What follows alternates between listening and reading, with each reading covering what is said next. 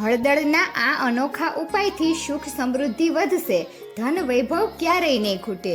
વાસ્તુશાસ્ત્ર અનુસાર હળદર પાવડર અથવા હળદરના ટુકડા ઘરની અંદર રાખવા શુભ માનવામાં આવે છે. વાસ્તુશાસ્ત્રો આ ઉપાય ઘરમાં સુખ સમૃદ્ધિ અને ધન વૈભવ વધારે છે. આવો જાણીએ આ ઉપાય કેવી રીતે કરી શકાય. સામાન્ય રીતે હળદરનું ઘણું મહત્વ છે. જો કે ભૌતિક દ્રષ્ટિએ સકારાત્મક ઉર્જા અભિવ્યક્ત કરવા માટે પીળા રંગનો ઉપયોગ ધાર્મિક કાર્યોમાં થાય છે.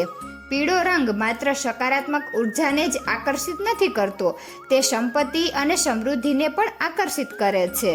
જ્યોતિષશાસ્ત્રના નિષ્ણાંત અને વાસ્તુ નિષ્ણાંત અશોક શાસ્ત્રી જણાવે છે કે વાસ્તુશાસ્ત્ર અનુસાર હળદર પાવડર અથવા હળદરના ટુકડા ઘરમાં રાખવા ખૂબ જ શુભ માનવામાં આવે છે.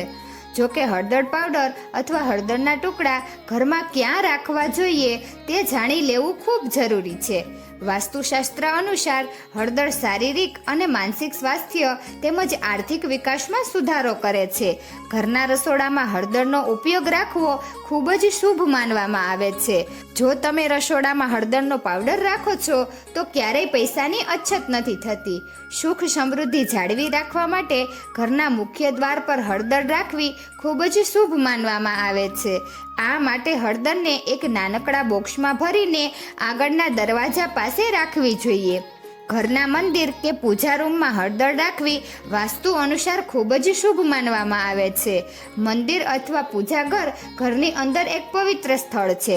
હળદરનો ટુકડો ત્યાં રાખવાથી ઘરમાં સુખ સમૃદ્ધિ આવે છે. દરેક વ્યક્તિ ઘરની અંદર પૈસાનો પ્રવાહ વધારવાનો પ્રયત્ન કરે છે. જો કે વાસ્તુશાસ્ત્ર અનુસાર ઘરમાં જે જગ્યાએ પૈસા રાખવામાં આવે છે ત્યાં હળદરનો ટુકડો રાખવો શુભ માનવામાં આવે છે.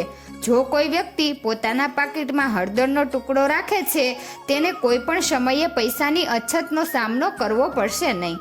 આમ નાની અમથી હળદર પૈસા આકર્ષવામાં ઘણી મોટી ભૂમિકા ભજવે છે. તો મિત્રો, તમને આ વિડીયો કેવો લાગ્યો જરૂરથી કમેન્ટ કરજો. જો સારો લાગ્યો હોય તો વિડીયોને લાઈક અને શેર કરજો અને અમારી ચેનલને જરૂરથી સબસ્ક્રાઈબ કરજો. વિડીયો અંત સુધી જોવા બદલ ખૂબ ખૂબ આભાર.